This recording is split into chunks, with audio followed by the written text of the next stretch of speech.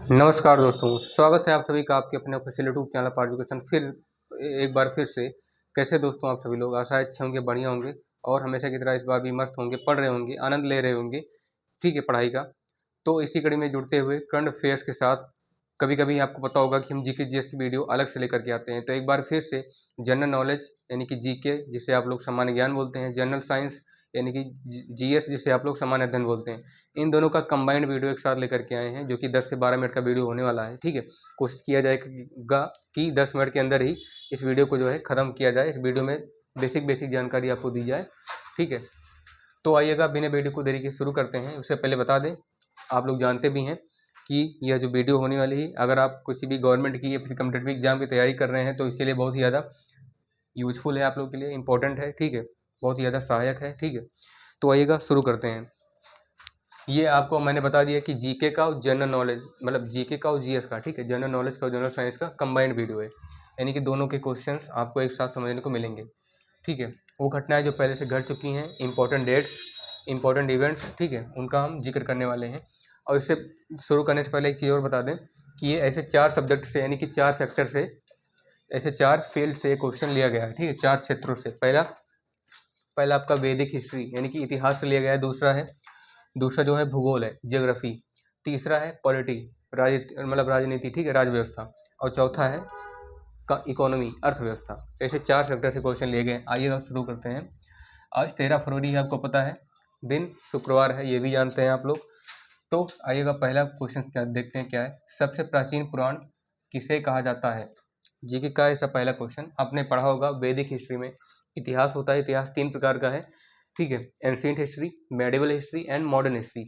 तो ancient history यानी प्राचीन इतिहास, जहाँ पे वेदों की बात हो गई, आपको समझ जाना चाहिए कि प्राचीन इतिहास की बात कर रहा है, जिसमें 4 वेदों का वर्णन किया जाता है। ऐसे 4 वेद, सामवेद, ऋग्वेद, सामवेद, यजुर्वेद और अथर्ववेद। सबसे पुराना वेद ऋग्वेद। तो बात किसी की जा रही है, सबसे प्राचीन पुराण, तो वेदों पुराणों का वर्णन तो प्राचीन इतिहास में ही मिलता है। तो सबसे प्राचीन पुराण मत्स्य पुराण, ठीक है, जिसे आप लोग मत्स्य पुराण कहते हैं, जहाँ पे ये बताया जाता है कि भगवान विष्णु का पहला अवतार हुआ था, जो मछली का था। ठीक है, महाप्रलय से बचाने के लिए हुआ था उनके भक्तों को। तो मत्स्य पुराण में ही ऐसा माना जाता है कि सबसे पुराना पुराण है। ठीक है, मत्स्य पुराण, फिर विष्णु पुराण, फिर शिव पुराण, है ना, ऐसे ऐसे उसके बाद उत्पत्ति हुई पुराणों की।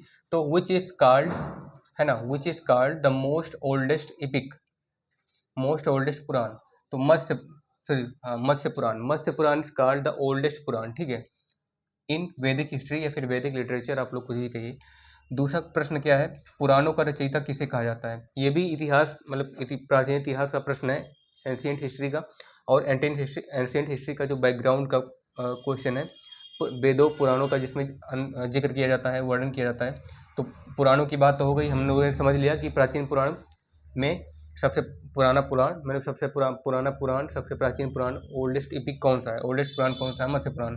इसके बाद हम लोग जानेंगे कि पुराणों का रचयिता किसे माना जाता है, मतलब किसने पुराणों का सबसे पहले वर्ड लिखा उसको। ठीक है, तो who is called the creator, या फिर who is called the creator, मतलब रचयिता होता है, या फिर राइटर आप लोग कह सकते हैं, who is called the writer या फिर क्रिएटर ऑफ द पुराण्स। तो लोमहर्ष एवं उग्रश्रवा को, दो ऐसे व्यक्ति हैं, दो ऐसे मनुष्य हैं जिनको पुराणों का रचयिता कहा जाता है, लोमहर्ष और उग्रश्रवा, है ना। तो both Lomaharsha and Ugrashrava are known as the, या फिर आर कॉल्ड पुराण्स क्रिएटर या पुराण्स राइटर। तीसरा प्रश्न है, हमारा सौरमंडल किस आकाशगंगा में स्थित है? ठीक है, ये दोनों तो हिस्ट्री के हो गए, वैदिक हिस्ट्री के। अब आते हैं ज्योग्राफी पर। आकाशगंगा की बात हो रही है, सौरमंडल की बात हो रही है, तो उसका मतलब क्या है? कीवर्ड से आप लोग को समझ जाना है कि यह भूगोल का प्रश्न है। आप लोग को पता भी हो गया होगा क्वेश्चन पढ़ते समय। तो हमारा सौरमंडल किस आकाशगंगा में स्थित है, बहुत ही साधारण सा प्रश्न है, ये क्लास 6, 7, 8 नहीं, है ना। तो 6th 7th स्टैंडर्ड का बच्चा भी बता देगा कि हमारा सौरमंडल किस आकाशगंगा में स्थित है, जिस आकाशगंगा में हम लोग रहते हैं। तो इन which galaxy our solar system is situated, किस गैलेक्सी में स्थित है? मंदाकिनी आकाशगंगा। तो मंदाकिनी आकाशगंगा यानी कि मिल्की वे गैलेक्सी, जिसे हम लोग दुग्ध मेखला आकाशगंगा भी कहते हैं, हमारी आकाशगंगा दूर से दूधी आकार की दिखाई देती है। आप लोग देखिएगा, गूगल में इमेज सर्च करिए मिल्की वे गैलेक्सी, तो मंदाकिनी आकाशगंगा का चित्र ऐसा आएगा, दूर से देखने पर थोड़ा सा दूधिया दिखाई देगा, हल्का धुंधला टाइप का, है ना। तो क्या होता है, मंदाकिनी आकाश गंगा में हमारा सौरमंडल स्थित है। तो मंदाकिनी आकाश गंगा यानी our solar system is situated in Milky Way galaxy, ठीक है, दैट इज नोन एज दुग्ध मेखला आकाश गंगा इन हिंदी, ठीक है। चौथा प्रश्न है, बिग बैंग सिद्धांत की संकल्पना किसने दी? बिग बैंग सिद्धांत की संकल्पना किसने दी, यानी कि इसका कंसेप्ट, इसका प्रिंसिपल किसने दिया? तो हु गेव द कंसेप्ट या who gave the principle of big bang theory, big bang, who gave the concept of big bang principle? तो जॉर्ज लेमेंटर, ये ज्योग्राफिस्ट हैं, ठीक है, भूगोलवेत्ता हैं, जिन्होंने बताया बिग बैंग में, ठीक है, इनकी एक बिग बैंग थियरी आई है जॉर्ज लेमेंटर जी की। इन्होंने अपने बिग बैंग थियरी में जिक्र किया है कि ब्रह्मांड जिस तरह से लगातार बढ़ रहा है, उस ब्रह्मांड के लगातार बढ़ने की जो घटना है, उसका जो प्रोसेस होता है, जिस वजह से बढ़ रहा है, उस थियरी का नाम big bang theory, big bang सिद्धांत है। और उसमें बताया गया है कि ब्रह्मांड के बढ़ने का कारण क्या है, पता है आप लोगों को? वैदिक इतिहास से देखा जाए तो उसमें ऐसा माना जाता है कि मतलब एक, ठीक है, हिंदू धर्म के जो सबसे शक्तिशाली भगवान हैं शिव जी और विष्णु जी, तो विष्णु जी का सबसे उग्र रूप, मतलब सबसे बड़ा रूप महाविष्णु, और शिव जी का महाशिव। तो महाविष्णु जी जितनी बार सांस लेते हैं, ठीक है, उतनी सांसों में, जितनी बार सांस छोड़ते हैं उतनी ब्रह्मांडों की उत्पत्ति होती जाती है ना। और जितनी बार सांस अंदर लेते हैं तो जितने ब्रह्मांड हैं नए नए बन रहे हैं, जितने ब्रह्मांडों का अंत होने वाला होता है वो उनके नासिका में यानी कि नाक में चला जाता है। तो ऐसा माना जाता है। लेकिन अगर साइंस की बात देखें, साइंस इन सबको नहीं मानता। साइंस क्या मानता है कि जो बिग बैंग सिद्धांत है, बिग बैंग सिद्धांत में जो ब्रह्मांड बढ़ने का सबसे बड़ा कारण है वो है इलेक्ट्रॉन प्रोटॉन न्यूट्रॉन, ठीक है, कणों से मिलकर के ब्रह्मांड बना है, आप लोग को पता होगा। और वेद भी मानते हैं कि कण कण में भगवान है। तो ज्ञान की वजह से विज्ञान बना, आपको पता है। तो उस तरीके से आप लोग समझ सकते हैं कि कणों का जिस तरह से आपस में क्या होता है, प्रचार प्रसार, मतलब एक दूसरे से कण क्या होते हैं जब कोलाइड करते हैं, ठीक है, आप लोगों ने कोलाइड विलियन पढ़ा होगा 9th में 10th में। तो उसमें जो पार्टिकल्स होते हैं छोटे छोटे, उसमें इलेक्ट्रॉन प्रोटॉन न्यूट्रॉन के फॉर्म में होते हैं, और जब वो आपस में एक दूसरे से टकराते हैं तो उस तरह की जो संरचनाएं होती हैं वो दूर तक बिखरती हैं। तो ब्रह्मांड के साथ भी कुछ ऐसा ही होता है। तो जॉर्ज लेमेंटर ने बिग बैंग थियरी में, यानी बिग बैंग सिद्धांत में बताया है कि ब्रह्मांड के लगातार बढ़ने की जो घटना है उसको बिग बैंग कहा जाता है। उसके बाद अलग क्वेश्चन क्या है, सौरमंडल का सबसे बड़ा उपग्रह क्या है, ठीक है, उपग्रह यानी कि सैटेलाइट। तो what is the largest satellite of our solar system, है ना, what is the largest satellite of our solar system? वो है गनीमेडे, ठीक है। गनीमेडे सबसे बड़ा उपग्रह है सौरमंडल का। और ये उपग्रह सौरमंडल का तो है ही, बेसिकली किस ग्रह का उपग्रह है, तो ये है बृहस्पति का, ठीक है, सबसे बड़ा उपग्रह, सबसे बड़ा ग्रह का सबसे बड़ा उपग्रह, है ना। तो बृहस्पति का सबसे बड़ा उपग्रह कौन है? गैनीमेडे, यानी कि जुपिटर। तो सौरमंडल का सबसे बड़ा उपग्रह कौन क्या है? तो गैनीमेडे है। तो Ganymede is the largest satellite of our solar system. फिर है पृथ्वी की किस ग्रह को कहा जाता है? यहाँ पे छोटे आप लोग समझ जाइएगा, यहाँ पर क्वेश्चन में है बहिन, ठीक है, पृथ्वी की बहिन किस ग्रह को कहा जाता है? जैसे आप लोगों ने पढ़ा होगा, कुछ ऐसे भी प्रश्न आते हैं जो हमारे रिलेशनशिप से जुड़े होते हैं, लेकिन ज्योग्राफी, हिस्ट्री, ठीक है, इकोनॉमिक्स, सिविक्स, एथिक्स, कुछ भी आप लोग पढ़ेंगे तो उसमें थोड़ा सा इंटरेस्टिंग चीज़ जानने को मिलती है। तो पृथ्वी की बहन, उस हिसाब से ग्रहों का भी एक रिलेशन बनता है समझने में, ताकि कंसेप्ट को आसानी से समझा जा सके। जैसे आप लोग अगर गणना करेंगे, कैलकुलेट करेंगे, मतलब सीरियल वाइज क्रम अनुसार 1 2 3, तो पृथ्वी ऐसे करते हैं, बुध शुक्र पृथ्वी मंगल बृहस्पति शनि अरुण वरुण, ठीक है। तो बुध के बाद शुक्र आया, शुक्र के बाद पृथ्वी। तो पृथ्वी के जस्ट जो पास वाली, मतलब पास वाला जो ग्रह है शुक्र, ठीक है, पृथ्वी से जो पहले आता है, तो सेकंड वाला पोजीशन का ग्रह को पृथ्वी की बहन कहा जाता है, मतलब अर्थ सिस्टर, ठीक है। Which planet is known as the sister of earth, या फिर अर्थ सिस्टर? तो शुक्र यानी कि वेनस, वेनस इज कॉल्ड, या Venus is known as the sister of earth. Venus को क्या कहा जाता है? शुक्र का, मतलब सॉरी, पृथ्वी को कहा जाता है शुक्र की बहन, पृथ्वी की बहन कहा जाता है शुक्र को, है ना। तो Shukra is called and Venus is called the sister of earth. उसके बाद आते हैं पॉलिटी पे, ठीक है, ये यहाँ तक हिस्ट्री ज्योग्राफी की बात हो गई। अब आते हैं पॉलिटी पे, यानी कि राज्य व्यवस्था पे। तो इंडियन पॉलिटिक्स में आप लोग देखेंगे, ये जो क्वेश्चन है इसमें भारत संविधान से जुड़ा है कि भारत का संविधान कब लागू हुआ, आपने पढ़ा भी होगा। बहुत ही बेसिक क्वेश्चन हम लेकर के आप लोग के सामने आए हैं। तो भारत का संविधान कब लागू हुआ, है ना? When India's constitution was announced, कब लागू हुआ? 26 जनवरी 1950 को। तो 26 जनवरी 1950 our Indian constitution was announced in 26 जनवरी 1950, ठीक है। फिर उसके बाद वाला प्रश्न क्या है, संविधान सभा के संवैधानिक सलाहकार कौन थे, ठीक है। Who was the constitutional adviser of constitution assembly, who was the constitution adviser of constitution assembly, that was B.N. Rao. वो कौन थे, B.N. Rao. B.N. Rao was the same legal, या फिर आप लोग कहते हैं constitutional adviser of constitution assembly, ठीक है।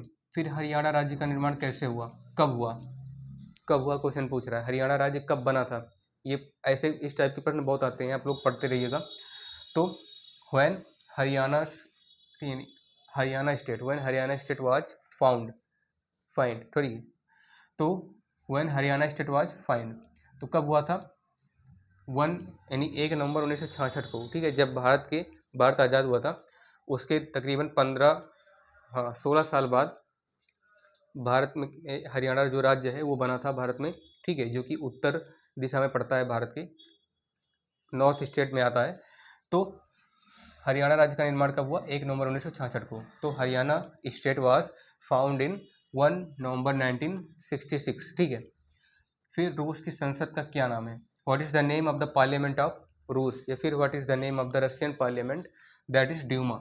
जैसे हम लोग भारत में क्या कहते हैं, संसद कहते हैं, हमारी संसद कहेंगे, या फिर इंग्लिश में पार्लियामेंट बोलेंगे, ठीक है। वैसे अमेरिका में, सॉरी, रूस में क्या बोलेंगे उसको, संसद को, जैसे हम लोग यहाँ संसद बोलते हैं, उसको बोलेंगे ड्यूमा, ठीक है। रूस वाले ड्यूमा बोलते हैं। तो Russian parliament name is Duma. उसके बाद वाला प्रश्न क्या है, अर्थव्यवस्था से, यानी इकोनॉमी से संबंधित है। भारत की अर्थव्यवस्था को क्या कहा जाता है, what is called the Indian economy, या है ना, Indian economy is called which, क्या कहा जाता है, इज कॉल्ड व्हाट, मिश्रित अर्थव्यवस्था, ठीक है। मिश्रित अर्थव्यवस्था यानी कि मिली जुली अर्थव्यवस्था, ऐसी अर्थव्यवस्था जिसमें मतलब कोई एक विभाग या कोई एक क्षेत्र नहीं, बल्कि हर एक क्षेत्र से भारत की प्रगति हो रही हो, तो उसे क्या कहते हैं, मिश्रित अर्थव्यवस्था, है ना। क्योंकि भारत की जो GDP बढ़ाने का योगदान है, उसमें सबसे ज़्यादा क्या है, जो मतलब जो सिविल सर्विस है, जो बड़े बड़े इंडस्ट्रियलिस्ट हैं, है ना, उद्योगपति हैं, और क्या है, जो हमारे भारत का कृषि है, भारत एक कृषि प्रधान देश है। तो ऐसे 2-3 क्षेत्र ऐसे हैं जहाँ पे भारत की जो अर्थव्यवस्था है वो भारत की अर्थव्यवस्था की रीढ़ है, ठीक है। वो रीढ़ कौन कौन है, फिर से नोट कर लीजिए आप लोग, सिविल सर्विसेज, है ना, सिविल सेवा, दूसरा है इंडस्ट्रीज यानी कि बड़े बड़े उद्योग, और तीसरा क्या है जो कि बहुत ही इंपॉर्टेंट है, भारत एक कृषि प्रधान देश है, एग्रीकल्चर, ठीक है। ये 3 विभाग भारत की अर्थव्यवस्था की रीढ़ है ना। आप लोग इसे भी याद रखिएगा। क्वेश्चन के साथ साथ कंसेप्ट को हम लोग समझते जा रहे हैं, हर एक सेक्टर से क्वेश्चन हम लोगों ने बनाया है, जैसे कि आपको बताया वैदिक हिस्ट्री यानी कि वैदिक इतिहास से, ज्योग्राफी से, भूगोल से, इंडियन कॉन्स्टिट्यूशन यानी कि एक हिसाब से पॉलिटिक्स से बनाया है, उसके बाद फिर क्या है, इकोनॉमी, अर्थव्यवस्था, जैसे 4 सेक्टर शामिल हैं। तो आप लोगों ने समझ लिया कि भारत की अर्थव्यवस्था को क्या कहा जाता है। तो भारत की अर्थव्यवस्था को मिश्रित यानी कि मिश्रित अर्थव्यवस्था, कॉम्प्लेक्स, ठीक है, complex economy, Indian economy is called complex economy. Bharat की अर्थव्यवस्था को मिश्रित अर्थव्यवस्था कहा जाता है। उसके बाद सबसे लास्ट वाला क्वेश्चन, भारत की GDP में कृषि का क्या योगदान है। जैसे कि अभी हमने चर्चा किया कि भारत की अर्थव्यवस्था की रीढ़ कौन है, रीढ़ का मतलब ऐसे 3 ढांचे जो कि भारत की अर्थव्यवस्था को मजबूत बनाते हैं, और अभी भी भारत की अर्थव्यवस्था को बनाए हुए हैं, और आगे भविष्य में भी बनाए रहेंगे। तो उसी से संबंधित एक क्वेश्चन पूछ लिया है ये लास्ट में, कि भारत की जो GDP है, ग्रॉस डोमेस्टिक प्रोडक्ट, है ना, भारत की GDP में एग्रीकल्चर का, कृषि का क्या योगदान है, कंट्रीब्यूशन क्या है, what is the contribution of agriculture in our Indian GDP, ठीक है। जिससे भारत की जो GDP है वो लगातार बढ़ रही है। तो योगदान परसेंट में बताया गया है, कितना परसेंट है, कितना प्रतिशत है, 14.2%, 14.2% का योगदान केवल भारत का कृषि क्षेत्र यानी कि एग्रीकल्चर सेक्टर रखता है, ठीक है। तो आप लोग समझ सकते हैं कि अगर खेती ना हो भारत में, तो भारत की GDP लगभग 1/3 या फिर उससे थोड़ा सा ज़्यादा ही रहेगी, मतलब 1/3 तो लगभग हो जाएगी, ठीक है। तो कृषि का बहुत ही ज़्यादा इंपॉर्टेंट है ना। उसके बाद 28.4% का योगदान रहा है इंडस्ट्रीज़ का, ठीक है, यानी कि लगभग 30% का ये इंडस्ट्रीज़ का उद्योगों का योगदान है। फिर उसके बाद तीसरे नंबर पे, मतलब पहले नंबर पे सिविल सर्विसेज, जो कि हर जगह है, हर एक स्टेट में है, तो उस हिसाब से उसका योगदान बहुत ही ज़्यादा है, लगभग 50% के आसपास है, ठीक है।